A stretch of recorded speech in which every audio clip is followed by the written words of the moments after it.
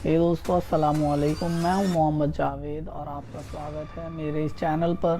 तो दोस्तों, टाइटल आप लोग देख के समझ ही गए होंगे कि आज का ये वीडियो किस टॉपिक को लेकर के है। तो पहले तो big shout out to MC Raj channel. तो चलिए बिना देरी किए वीडियो को करते हैं स्टार्ट। इस्लाम में भी जातियां होती हैं। ये एक ऐसी लाइन है, एक ऐसा आर्गुमेंट है जिसमें लोग आपस में भिड़े पड़े हैं। एक साइड का कहना है इस्लाम में भी कास्ट सिस्टम होता है, जिसे प्रूव करने के लिए तर्क देते हैं। जिस तरह हिंदुइज्म में इंसान को 4 कैटेगरी ब्राह्मण, क्षत्रिय, वैश्य और शूद्र में बांट दिया गया, जिसमें शूद्र को सबसे लो कास्ट ग्रुप में रखा गया है। लोग उन्हें अछूत मानते हैं। बिल्कुल उसी तरह इस्लाम में भी मुसलमानों को कैटेगराइज किया गया है, जिसे अशराफ, अजलाफ और अर्जाल कहा जाता है। और ये जो अशराफ कैटेगरी है वो वैसे ही है जैसे हिंदुइज्म में ब्राह्मण, क्षत्रिय यानी अपर कास्ट, और ये जो अजलाफ है वो वैश्य की तरह है, और जो अर्जाल कास्ट ग्रुप है वो शूद्र कैटेगरी में आते हैं। लेकिन जिनका ये कहना है कि इस्लाम में कोई जातियां नहीं, वो अपनी बात को प्रूफ करने के लिए तर्क देते हैं। इस्लाम इंसानियत का मजहब है। इस्लाम में किसी इंसान को उसके जाति के नाम पर डिस्क्रिमिनेट नहीं किया जाता। इस्लामिक स्क्रिप्चर्स में कास्ट सिस्टम का कोई कॉन्सेप्ट नहीं। मस्जिद में सभी एक साथ खड़े होते हैं, इसलिए इस्लाम में कोई जाति नहीं। आज के इस वीडियो में हम दोनों साइड को समझने की कोशिश करेंगे, जिसे देखने के बाद आप खुद इस कंक्लूजन पर पहुंच जाओगे कि इस्लाम में कास्ट सिस्टम है या फिर नहीं। वीडियो शुरू करने से पहले एक रिक्वेस्ट, अगर ये वीडियो आपको अच्छी लगती है तो हमें सब्सक्राइब करें, फॉलो करें। ये आपके लिए बिल्कुल फ्री है, आपका कोई पैसा नहीं लगेगा, लेकिन ये हमारे लिए काफी हेल्पफुल होगा। अब बढ़ते हैं अपने टॉपिक की तरफ। हम उस दौर में जी रहे जहां कास्ट सिस्टम पूरी तरह से हावी है। कास्ट के नाम पर आज भी लोगों के साथ मारपीट की जाती है। लगभग हर इंसान कास्ट को अपने साथ चिपका के चल रहा, क्योंकि वही उसकी आइडेंटिटी है। एक इंसान दूसरे इंसान की कास्ट जानने में इतना इंटरेस्टेड होता है कि कोई डायरेक्ट पूछ लेता है कौन जात हो भाई, तो कोई इनडायरेक्टली उसकी जाति जानने की कोशिश करता है। सिद्धार्थ नाम है वो हम समझ गए, लेकिन पूरा नाम बताइए भाई। प्रधान जी, मेरा सर्टिफिकेट में भी केवल सिद्धार्थ ही है। सर्टिफिकेट में सिद्धार्थ? अरे भाई, अच्छा चलिए पिताजी का नाम बताइए। मनोरंजन। अरे भाई देखिए, मनोरंजन गुप्ता प्रधान जी। गुप्ता, तो गुप्ता जी हैं आप। कास्ट को लेकर हम इतने सीरियस हैं कि अब इस्लाम में भी जातियों की बात होने लगी। पॉइंट नोट कर लें, इस्लाम में जातियों की बात होने लगी। आज के इस वीडियो में हम इस्लामिक कास्ट सिस्टम को 2 नजरिए से देखेंगे। पहला इस्लाम में कास्ट सिस्टम के बारे में, और दूसरा मुसलमानों में कास्ट सिस्टम के बारे में। पहले बात करेंगे इस्लाम में कास्ट सिस्टम की, और यह समझने की कोशिश करेंगे कि इस्लामिक स्क्रिप्चर्स में कास्ट को लेकर क्या कहा गया है। और हम अपनी बात शुरू करेंगे डॉक्टर अल्लामा इकबाल की एक पोएट्री से। एक ही सफ में खड़े हो गए महमूद अयाज, ना कोई बंदा रहा ना कोई बंदा नवाज। इस 2 लाइन में अल्लामा इकबाल ने बहुत कुछ समझा दिया। बादशाह महमूद और उनका एक गुलाम था जिसका नाम था अयाज। आमतौर पर बादशाह और गुलाम एक बराबर नहीं हो सकते, उनमें फर्क है। तभी एक किंग है तो दूसरा स्लेव, लेकिन दोनों में एक चीज कॉमन है, इस्लाम। दोनों इस्लाम को फॉलो करते हैं। एंड जब वो नमाज के लिए खड़े होते तो उस पर्टिकुलर टाइम में ना कोई बादशाह होता और ना कोई गुलाम। उस पर्टिकुलर टाइम में वो दोनों एक साथ एक बराबर खड़े होकर एक अल्लाह के सामने झुकते और उसकी इबादत करते, जिसपे इकबाल ने कहा है एक ही सफ में खड़े हो गए महमूद अयाज, ना कोई बंदा रहा ना कोई बंदा नवाज। लेकिन एक पोएट की बात पर हो सकता है कई लोग एग्री ना करें, क्योंकि जरूरी नहीं कि पोएट्री सही ही हो। लेकिन हम थोड़ा और डीप में चलते हैं। कास्ट सिस्टम को लेकर कुरान में क्या कहा गया है, हदीस में कैसे कास्ट सिस्टम को डिस्क्राइब किया गया है, उसे समझते हैं। लेकिन उससे पहले आज का जो टाइम चल रहा आर्टिफिशियल इंटेलिजेंस वाला, उस पे देखते हैं कि आखिर उस इंटेलिजेंस को इस बारे में कितना पता है। चैट जीपीटी पे गए, उसे सवाल किया क्या इस्लाम में कोई कास्ट सिस्टम है। क्लियर कट जवाब आया नहीं। इस्लाम आइडिया ऑफ इक्वालिटी को प्रमोट करता है। सोशल स्टेटस, रेस या लीनियज के बेसिस पर किसी भी तरह के डिस्क्रिमिनेशन को पूरी तरह से रिजेक्ट करता है। इस्लामिक टीचिंग में एक इंसान की अहमियत उसकी सोशल स्टेटस या फिर उसके वंश के हिसाब से तय नहीं होती, बल्कि यह देखा जाता है उसका कैरेक्टर कैसा है। अगर भले कोई बहुत बड़े वंश से आता हो, उसके पूर्वज अपने टाइम के नवाब रहे हो, तो इसका मतलब यह नहीं कि वो बहुत महान है, बल्कि उसकी महानता इस बात से तय होगी कि उसका कैरेक्टर कैसा है। अगर वो अच्छा तो उसकी अहमियत ज्यादा, लेकिन अगर उसका कैरेक्टर सही नहीं तो तुम नवाब होगे अपने घर के। इसी तरह मुसलमानों को इस बात के लिए भी इंकरेज किया जाता है कि वो आपस में एक दूसरे के साथ रिस्पेक्टफुली बातचीत करें और किसी भी तरह के भेदभाव को रिजेक्ट करें। अब शायद कुछ लोग इस बात पे भी एग्री ना करें कि चैट जीपीटी तो इंसानों ने ही डेवलप किया और हो सकता है कोई मुल्ला बैठा हो और उसने अपने फेवर में प्रोग्राम कर दिया हो। आजकल लोग इतनी जल्दी किसी बात को एक्सेप्ट नहीं करते। तो चलिए एक स्टेप और आगे चलते हैं। अब बात करते हैं हदीस के बारे में और देखते हैं कि उसमें कास्ट सिस्टम को लेकर क्या कहा गया। लेकिन उससे पहले तो यह जान ले कि हदीस कहते किसे हैं। हदीस की जो एक्चुअल मीनिंग होती है वो है नरेशन, जिसे उर्दू में रिवायत कहा जाता है और इसका एक दूसरा मतलब भी है जिसे डिस्कोर्स कहते हैं। हदीस क्या है इसे एक लाइन में समझने के लिए बस आप इतना जान लें, वो बातें जो प्रॉफिट ऑफ इस्लाम ने खुद कही उसे हदीस कहते हैं, जो कि Islamic practice, ethics, religious guideline, interpretation of शरिया जैसे पॉइंट को समझने के लिए एक इंपॉर्टेंट सोर्स है। मतलब हदीस इस्लामिक स्क्रिप्चर्स में एक अहमियत रखती है जिसमें कई फेमस किताबें आती हैं, जैसे सही बुखारी, सही मुस्लिम और भी कई तरह की। अब आते हैं अपने टॉपिक पर और देखते हैं कि हदीस में कास्ट सिस्टम के बारे में क्या कहा गया है। हदीस की एक किताब है सुनन अल तिर्मिजी, इसके हदीस नंबर 2955 में कहा गया है, ऑलमाइटी अल्लाह ने आदम को मुट्ठी भर मिट्टी से पैदा किया जिसे जमीन से लिया गया था, इसलिए आदम के बच्चों में कुछ की स्किन रेड कलर की है, कुछ की गोरी तो कुछ की काली, यानी कोई गोरा है तो कोई काला, लेकिन अल्लाह के नजदीक महान वो है जो अच्छे कर्म करता है। इस हदीस के अकॉर्डिंग सच्चाई,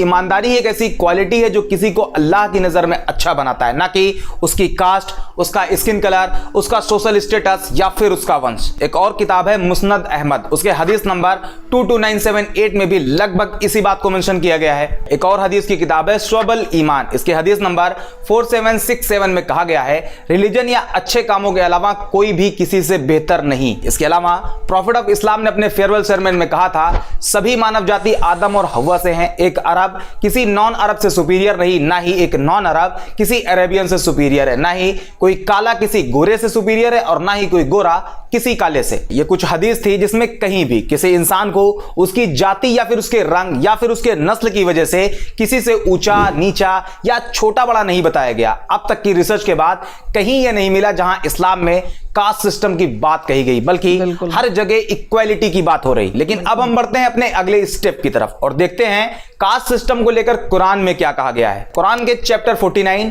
वर्स 13 में कहा गया है, ऐ लोगों, हमने तुम्हें पैदा किया एक मर्द और एक औरत से, हमने तुम्हें अलग अलग कबीलों में बांट दिया ताकि तुम एक दूसरे को पहचान सको, यकीनन तुम में सबसे ज्यादा इज्जत वाला वो है जो सबसे ज्यादा अच्छा है। फिर से वही, कोई भी इंसान अपनी कास्ट या सोशल स्टेटस के बेसिस पर महान नहीं। ओवरऑल देखा जाए तो इस्लाम में कास्ट कैटेगरी जैसा कोई कॉन्सेप्ट नहीं। इस्लाम में सभी इंसान आपस में एक जैसे हैं, कोई ऊंचा नीचा नहीं, कोई भेदभाव नहीं। एक एग्जाम्पल भी देख लें, यह वीडियो है हज के टाइम की जिसमें दिख रहे लोगों में कोई किसी देश का है तो कोई किसी देश का, कोई गोरा है तो कोई काला, कोई बहुत अमीर है तो कोई गरीब। लेकिन देख के आप ये नहीं बता सकते कि सोसाइटी में किसका स्टेटस ऊपर है, ये इम्पॉसिबल है, क्योंकि प्रैक्टिस सबकी सेम, ड्रेसिंग सबकी सेम। एक दूसरा एग्जाम्पल, यहां कुछ लोग नमाज पढ़ रहे हैं, इसमें भी कोई अमीर है तो कोई गरीब, कोई अच्छे कपड़े पहन के आया है तो किसी का कपड़ा फटा हुआ है। लेकिन अगर कोई गरीब किसी अमीर के बगल में खड़ा है तो उस अमीर इंसान के पास यह अथॉरिटी नहीं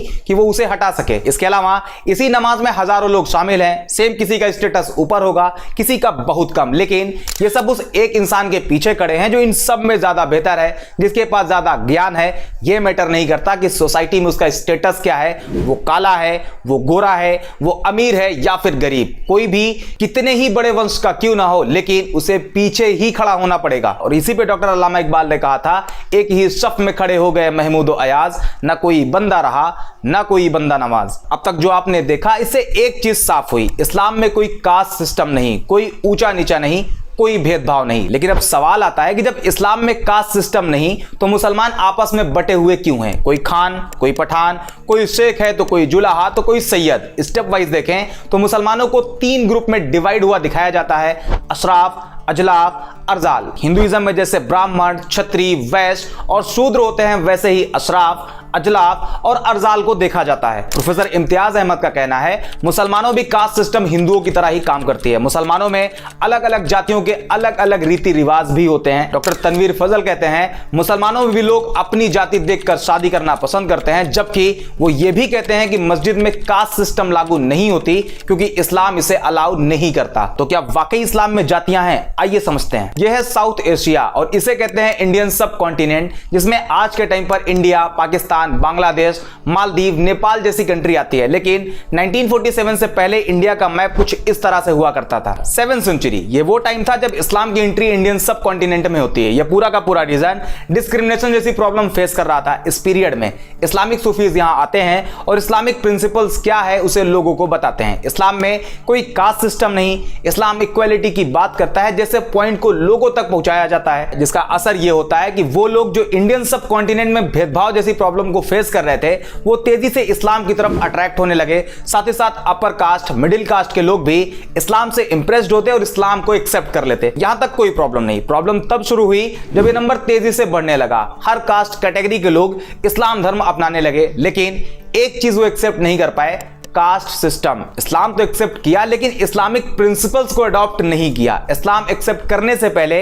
वो जिस तरह कास्ट को ट्रीट करते थे एज इट इज इस्लाम एक्सेप्ट करने के बाद भी उसी तरह ट्रीट करते रहे। यहां तक कि जो प्रोफेसर इम्तियाज ने कहा मुसलमानों के रीति रिवाज भी उनकी जाति के हिसाब से अलग अलग हैं, वो इसी वजह से हैं। जो जिस कास्ट कैटेगरी से था उसने इस्लाम तो एक्सेप्ट किया लेकिन अपने उसी रीति रिवाज के साथ चलता रहा। शादी का एग्जाम्पल लेते हैं। इस्लाम में शादी का सिर्फ एक तरीका है, निकाह। निकाह हो गया, शादी हो गई। लेकिन अगर आप निकाह को छोड़कर बाकी रीति रिवाज को आप देखेंगे तो वो कास्ट बेसिस पर अलग अलग होंगे। किसी में कुछ होगा तो किसी में कुछ। इसी तरह साउथ एशियाई मुस्लिम में उनकी कब्रिस्तान भी कास्ट के नाम पर अलग अलग बनी हुई है। अपर कास्ट से इस्लाम में आए लोग अपनी ही कास्ट लेवल में शादी करना पसंद करते हैं, जबकि इस्लाम इस कास्ट सिस्टम को कंप्लीटली डिनाई करता है। लेकिन डे बाय डे ये प्रॉब्लम कॉम्प्लेक्स होती गई। जो लोग अपर कास्ट से इस्लाम में कन्वर्ट हुए, मैक्सिमम लोगों ने लोअर कास्ट से इस्लाम में आए लोगों को अपना भाई नहीं माना। अपर कास्ट से इस्लाम में आए मैक्सिमम लोगों ने इस्लाम के उस एंटी कास्ट सिस्टम को अडॉप्ट ही नहीं किया,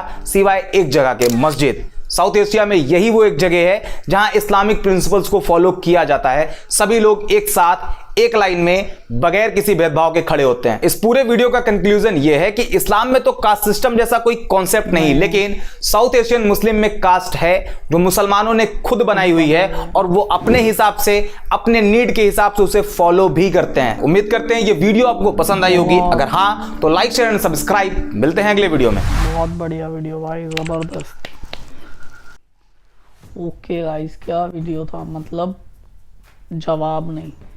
ये बंदे का चैनल MC राज, इस पे मैंने अभी और भी वीडियोस स्क्रॉल की ये वीडियो देखने के बाद, तो काफ़ी अच्छे इन्होंने टॉपिक जो हैं कवर कर रखे हैं। हम आइंदा से और भी कुछ टॉपिक हैं जो कि मैं रिव्यू करूँगा, तो आप लोग बताइए ये वीडियो आपको कैसी लगी। मैं अपनी बताऊँ कि इस वीडियो में इस्लाम के अंदर जो कास्टिज़म को लेकर के अफवाह हैं कि इस्लाम में भी कास्टिज़म है, तो ऐसा नहीं है। लेकिन इतने अच्छे तरीके से मैं भी नहीं आप लोगों को समझा सकता जिस तरह से इस वीडियो में इन जनाब ने हमें बता दिया है, समझा दिया है। बिल्कुल एग्जैक्टली वही सब बातें हैं जो भाई ने हमें इस वीडियो में बताई है। तो आप लोगों को कैसी लगी ये वीडियो मुझे बताइए कमेंट सेक्शन में। वीडियो अच्छा लगा हो तो वीडियो को लाइक कर देना, चैनल को सब्सक्राइब कर लेना। थैंक यू वेरी मच यहाँ तक मेरे साथ बने रहने के लिए। मिलेंगे आपसे एक और नए वीडियो के साथ, तब तक के लिए अल्लाह हाफ़िज़।